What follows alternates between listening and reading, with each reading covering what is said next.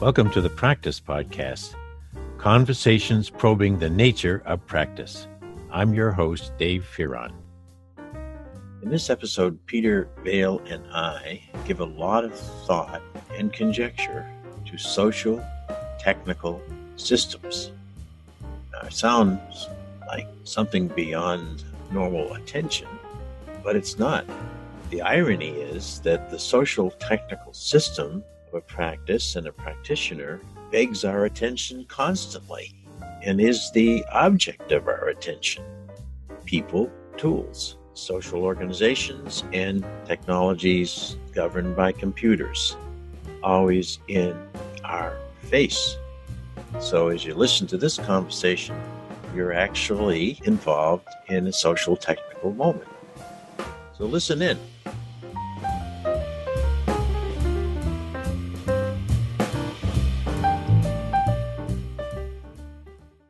How many of these things have we done anyway? We have done 6. This is number 7. Wow. And we have done a lot of thinking and talking about practice. And by now, hopefully the readers are doing the same, thinking and talking. But where we touched on but didn't get to be able to tap into your deeper thinking about a conjecture is the one about systems dynamics, but particularly the socio-technical connection between the practitioner and everything that she and he and I and you need to get our job done and to move forward. So give us some thoughts on that. That's just back to that whole issue of perception that we've talked about so many times in these podcasts. Well, I think I'm going to leave it to the curious reader to check out the history of socio-technical systems as popularized by the Tavistock Institute of Human Relations in London, and in particular, Eric Trist, T-R-I-S-T, and Fred Emery, the Australian Fred Emery, who wrote several really seminal papers on systems thinking. Out of their preoccupation with systems thinking, Tavistock Institute is basically a research organization that does consulting and introduces change. They're not an OD company, but they do have a number of change projects going at any one time. With their systems point of view, as they began to look more and more closely at, in particular, coal mines, which was one of their major clients, in India, textile mills, totally different culture and a somewhat different technology, but still workers and social systems and human behavior and all of those fundamental things. And they began to crystallize their realization that this so-called system that they were so interested in and involved in was not just human beings.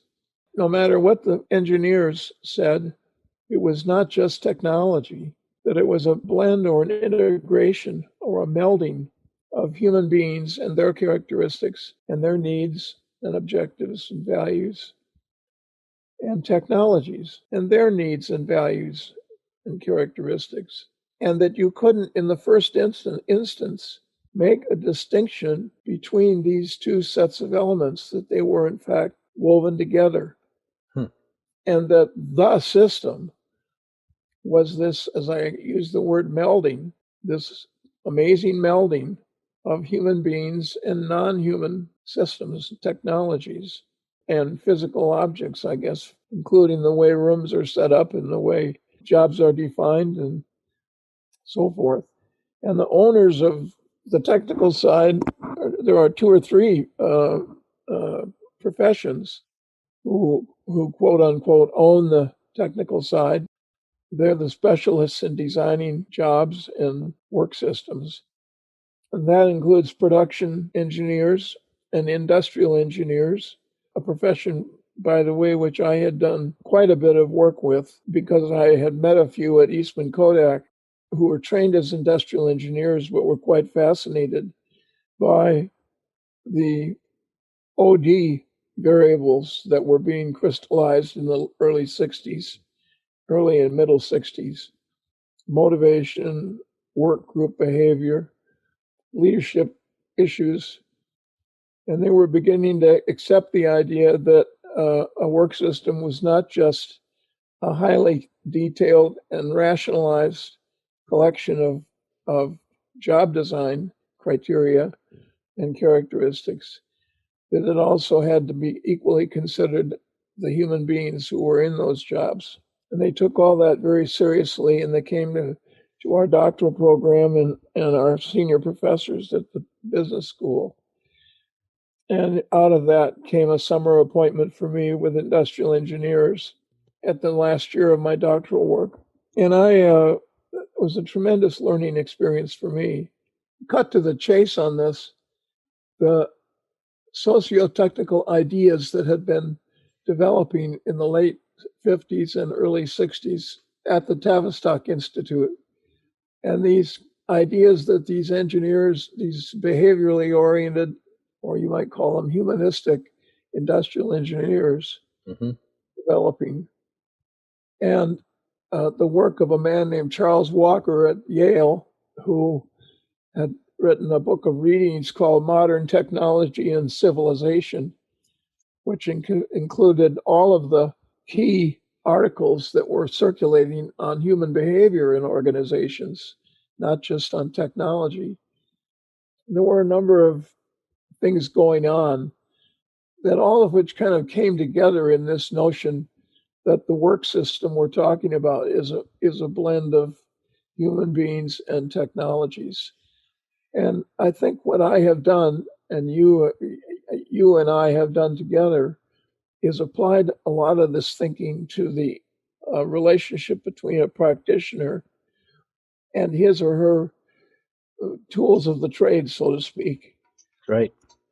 And the more you reflect on it, and this is the heart of our conjecture, the more you reflect on it, the clearer it is that every practice, almost without fail, every practice, even practices that are ostensibly pure human behavior, like psychiatry, for instance, are heavily instrumented and involved with technologies. I mean, the analyst's couch is no trivial technology to the analyst. I mean, we chuckle about it, but a serious therapist doesn't chuckle about it. A serious therapist pays a lot of attention to the way the room is set up and the background music he's offering, if any, the light level, the sound level that might be penetrating the room, and so forth. All of those things are part of the methodology, I guess you would say, but they're technical items, technical elements that go into what is ostensibly a purely human behavior practice.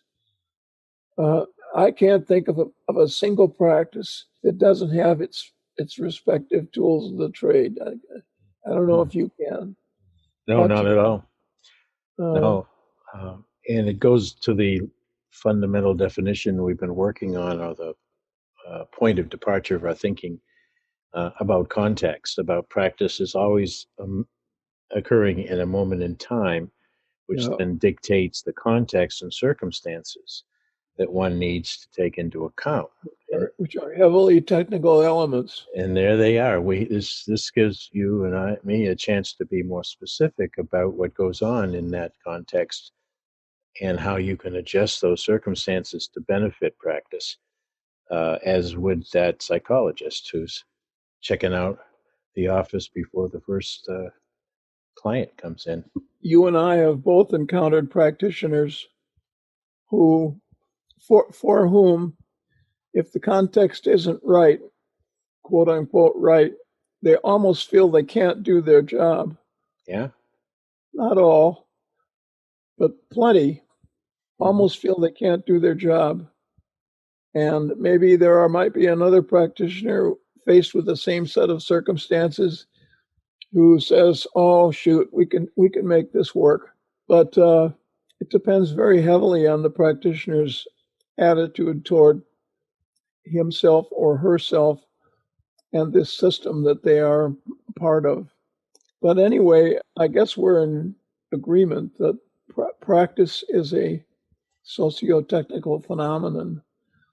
And the practitioner himself or herself is a heavy element of the socio part, but there are plenty of other people in the practitioner's environment who constitute elements of the socio-technical system: supervisors, other colleagues, clients themselves, and the client context in which the client is functioning. The list goes on. It sure does. So that's all a system. It's not an unmanageable system because people manage it every day. Some manage it with great skill and others rather clumsily. But the system is there with every practitioner, and they might try to banish it, but they can't banish it.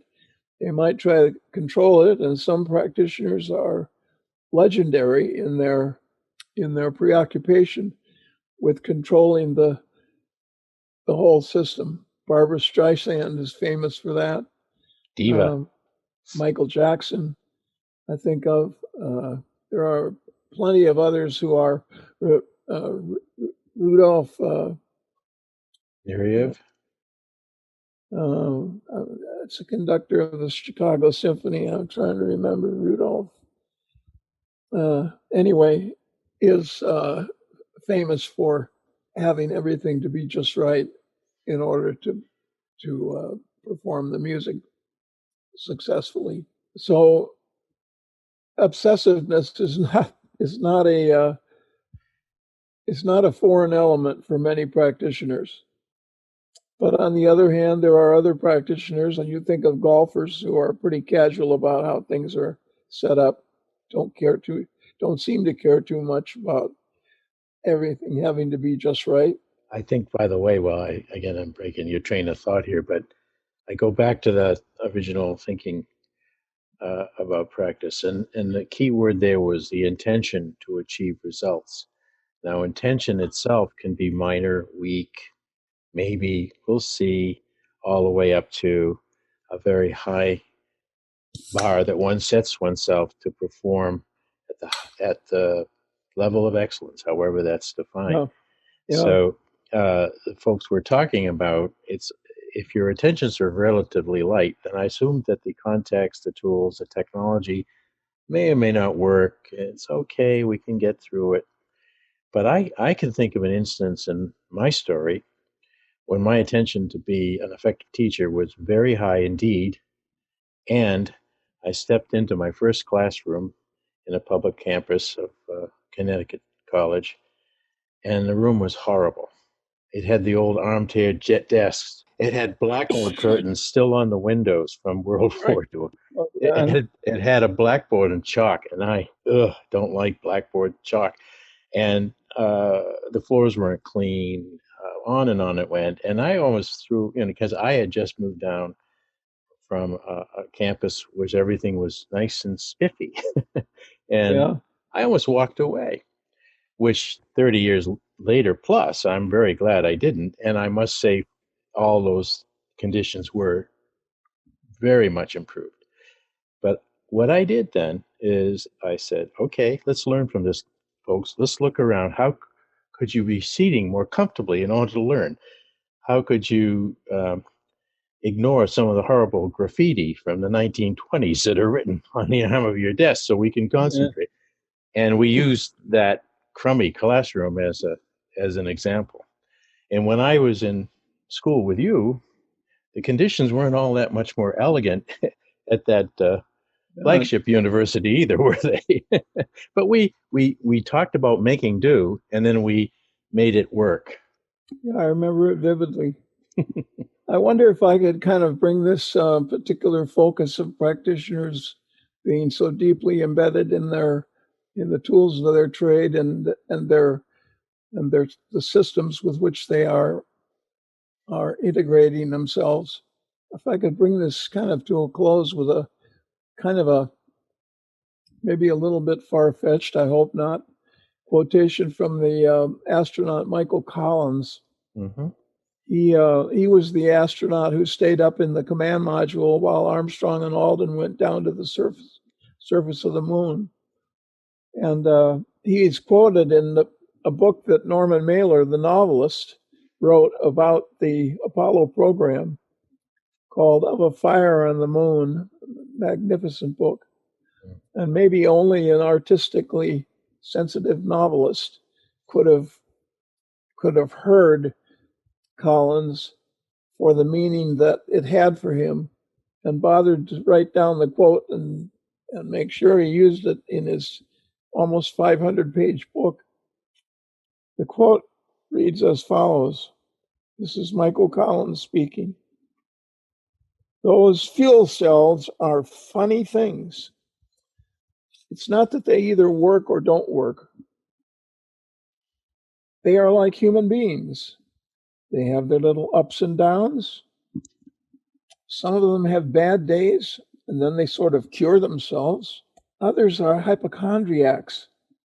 They put out lots of electricity, but they do it only bitterly with much complaining and groaning.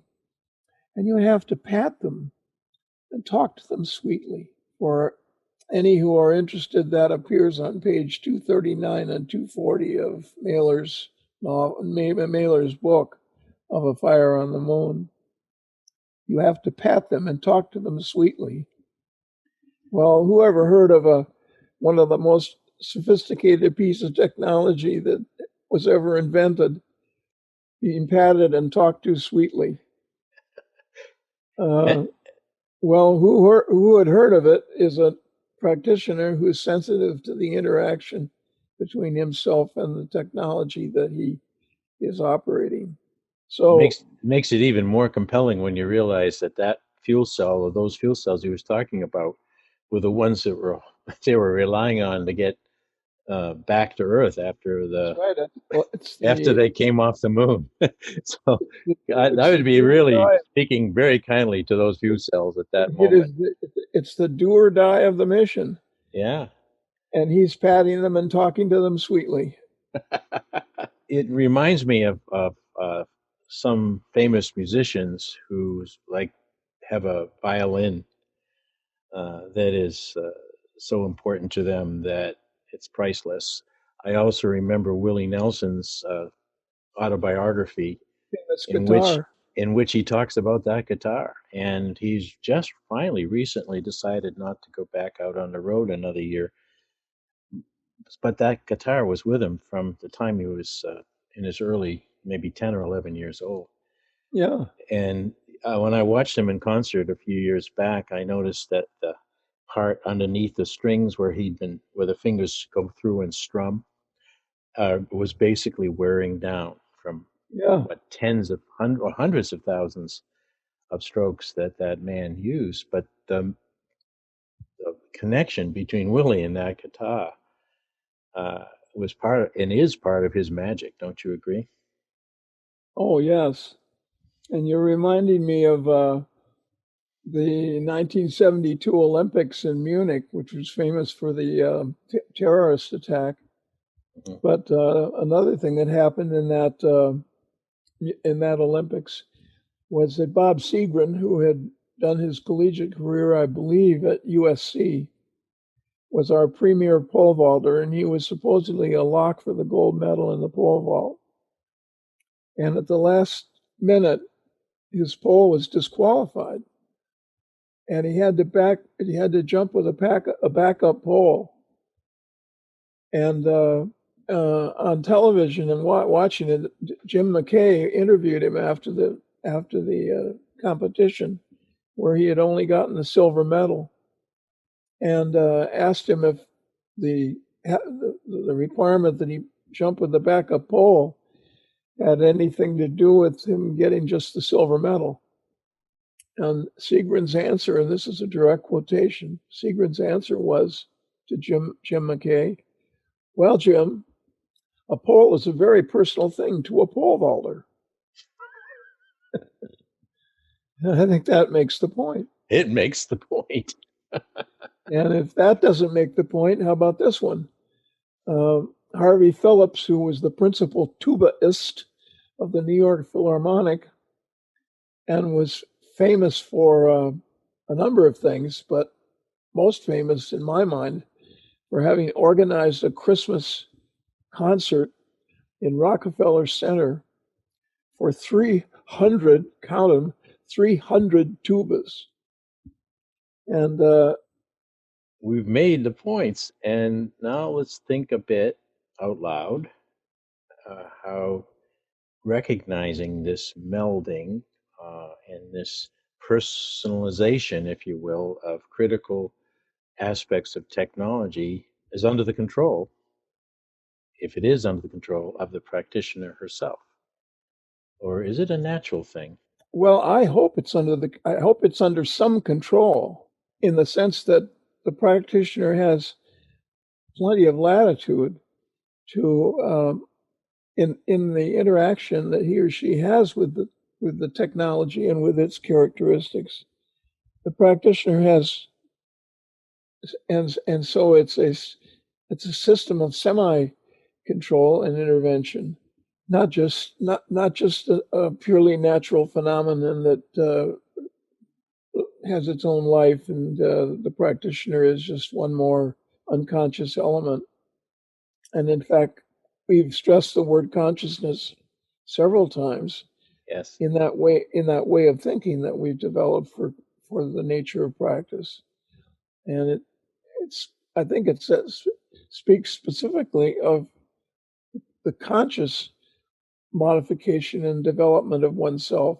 So maybe that's the thing that distinguishes, one of the main things that distinguish the practitioner from the non-human elements of a system is that by and large, the human being has consciousness, or at least to a greater degree than do the non-human elements. We always have to allow for Michael Collins' point that they groan and they complain almost as if they were human beings. That's, I guess, his point, that they almost seem to have consciousness.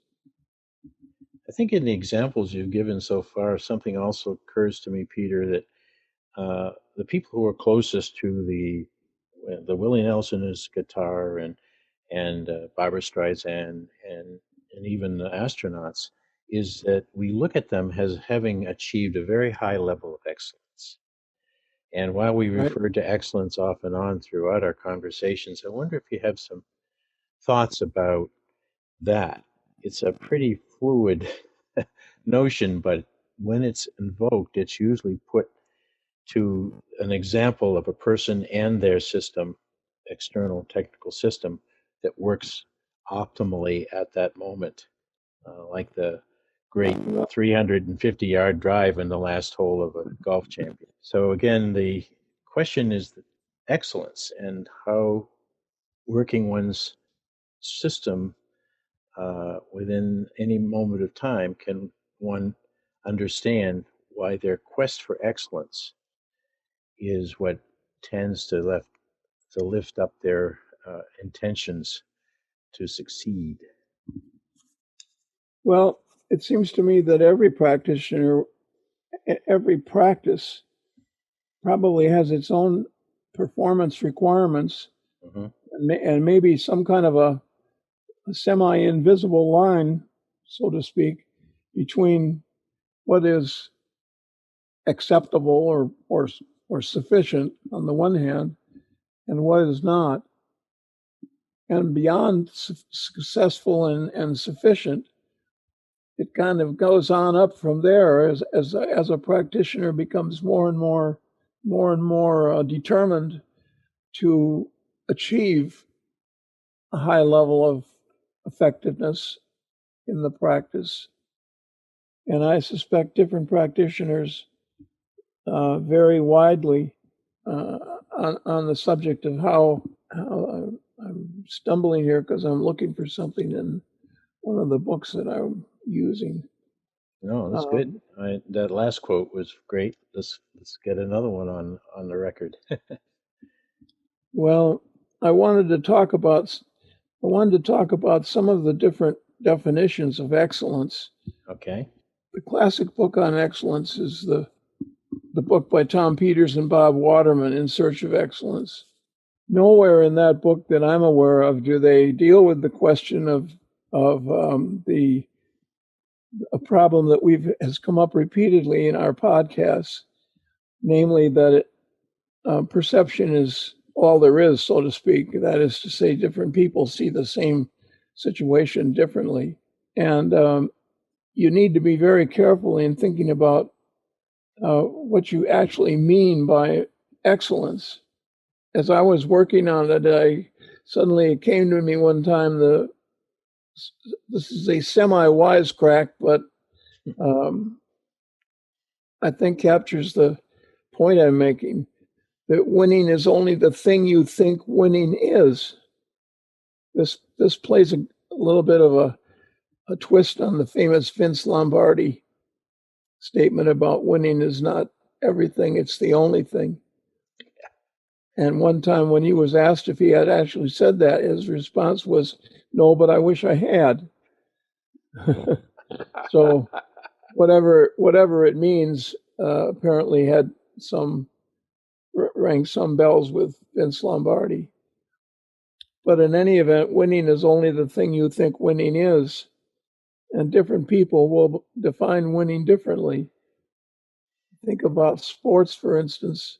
One player plays hurt, and that's winning for him or her. And another player will not play hurt, and that's winning for him or her. One team wins by a point, another team wins by a boatload of points. Is one team, quote unquote, better than the other team by those amount of points? And you can get some nice conversations going in a bar over that question. Winning is only the thing you think winning is. And in particular, some of the ways of thinking about excellence that have come to me as I've reflected on it. One is that a practitioner is performing well against some known criteria or standard, an external criterion or standard. And that's probably the most famous one. But another one is that a practitioner is performing well against their own potential level of performance. The New York Yankees have had a batter this year named Aaron Judge, who's, I believe he's 6'7" and weighs 250 pounds or something. And he was, at the beginning of the season, everybody said he was going to break the home run records that Barry Bonds and others have set. And he hasn't done that. He's hit a lot of home runs, but he hasn't done that against what is assumed to be their potential level of performance. Another is that they're performing excellently in relation to where they were at some earlier point in time. It's sort of a developmental criterion of excellence, having come a long way back from an injury, for instance, or working with what is perceived to be inferior equipment, or working with others who are not well trained. And yet they perform well as a team, that are judged by informed observers to be doing substantially better qualitatively than other comparable systems. Qualitative criterion, often very important, and of knowledgeable observers who like to who commentate on political systems and political practitioners, or sports, or the performing arts, or the world of business. The qualitative performance. Another one is that they they do what they do with significantly fewer resources. Another is that they're perceived as exemplars because of the source of their ideas and inspiration for others. You might call that a style criterion. Another is such a high level the ideals for the culture within which they exist. What's excellent in one culture is not necessarily excellent in another, but you might say they are perceived to have nobility, no with an N, mobility. And then a final one that I was able to crystallize is they're the only organizations that have been able to do what they do at all, climb Mount Everest or whatever it is. As I was listening to that and thinking of it with my teacher mind, I realized that implicitly, or maybe sometimes right out in front, I have expressed a hope that my learners will excel in life writ large, certainly in my class and other classes. Some of them I didn't have to hope very hard because it was in them to want to excel, and they intended to do it, and they went ahead and figured out how to work the conditions around to standing out among their peers early in their lives. And I've been in touch with some of those folks over the last 10, 15, 20 years. They're still doing it. So it's kind of a mystifying thing. Yes.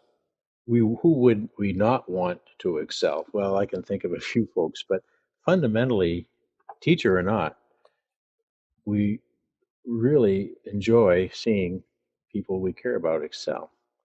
And so I'm not even sure my point here, except that excellence continually is injected into the mix.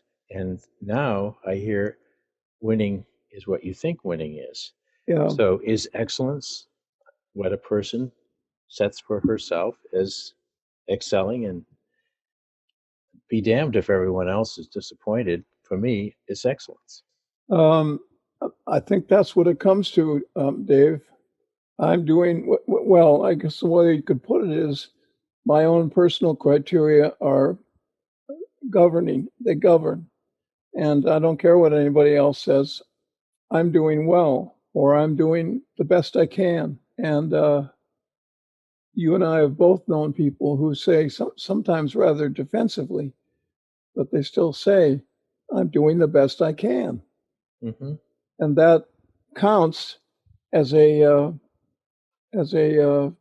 criterion of excellence, I think. And we're applying, remember, we're suggesting that these conjectures all are apply to practitioners and their work, and that it's not, we started by saying it's not a mechanical phenomenon of human being plus non-human being, that it's much more integrated and a much more intimate connection than that in the system, the socio-technical system that is practice.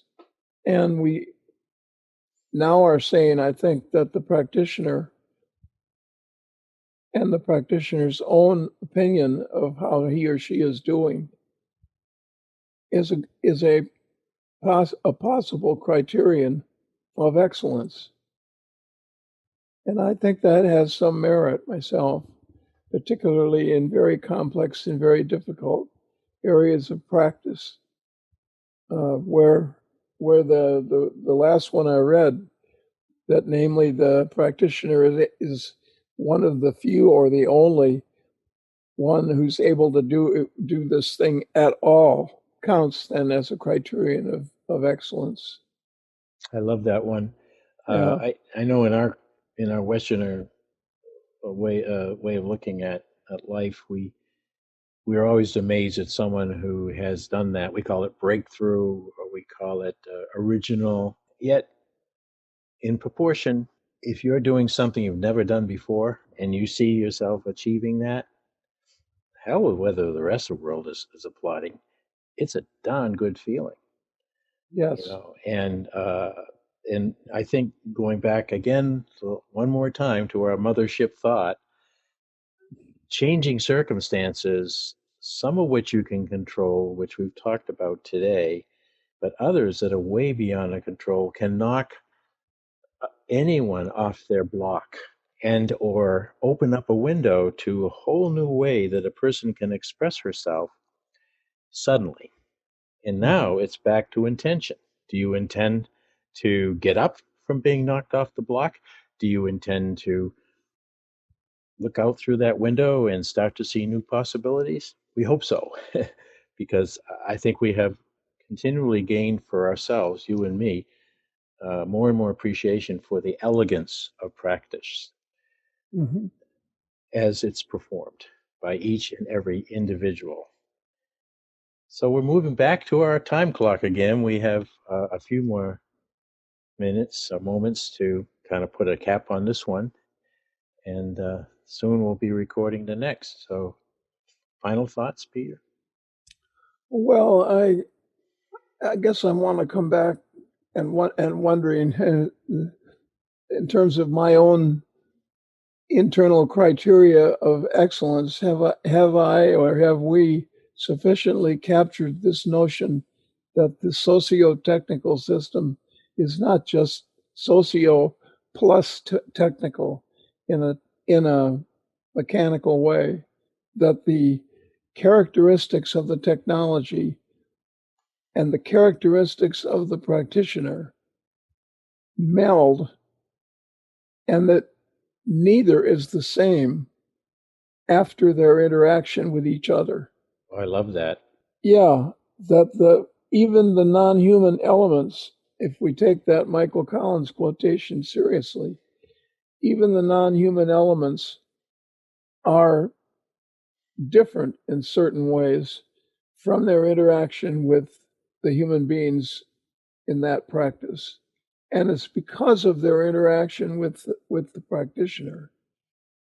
They are not freestanding, that's the word I'm looking for. They are not freestanding elements that are fixed and unchangeable. And if a practitioner thinks that, they begin to feel, perhaps in the longer run, they begin to feel that they are somehow the prisoner of their technology. Mm. And my conjecture is that no effective practitioner thinks of himself or herself as the prisoner of their technology. Only the beginner or the one who has not thought very deeply about it feels that they are the prisoner, that they do not have the opportunity to grow and modify the system as they are living in it. So I hope we have succeeded in that point.